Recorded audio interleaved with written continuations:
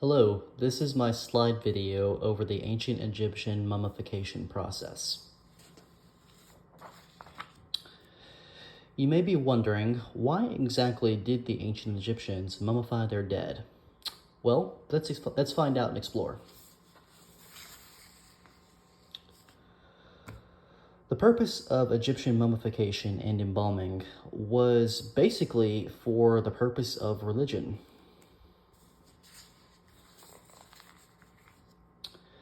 The Egyptians believed that after death, the soul would begin a 3,000-year journey around the sun. This journey was known as the circle of life, or the circle of necessity. The ancient Egyptians worshipped the sun, and they believed that the sun was where everyone emerged and from where everyone would return after death.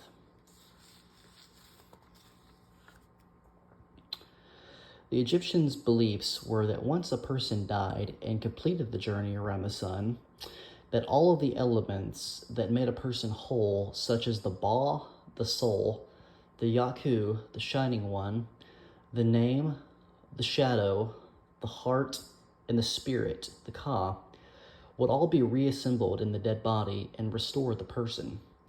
This is why the body needed to be preserved, so that the soul could be brought back to the physical body.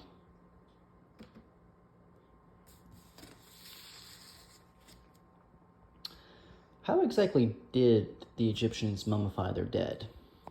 Let's discuss this.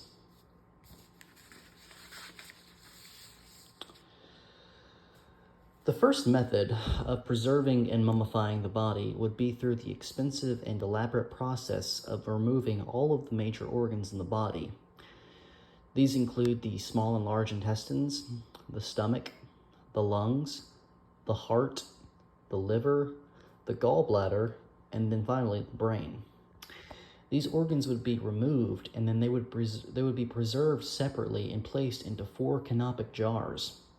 These jars each had a different face on them, and they would be placed with the body once it was buried. After this, the body was placed in a natron solution for a period of time, and then it would be wrapped in multiple layers of linen cloth. The second method of embalming and mummification was injecting cedar oil into the body. The body would be placed in a salt solution called natron for a certain period of time, and then after a timely period would be injected into the body of the abdomen to slowly drain out. And then finally, the cheapest method of embalming and mummification was through purging the intestines and placing the body in a natron solution using a mix of a material called bitumen or pitch, which turned the body into a black mummy. The irony of this is that even though this was the cheapest method of preserving the body, it actually turned out to be the most effective way of preserving, as it lasted quite literally forever. Who actually did the mummification and embalming? Well, there actually were a number of different people charged with the undertaking task of disposing of the dead. Let's learn about these people. In total, there were 6 specialists who took care of these tasks.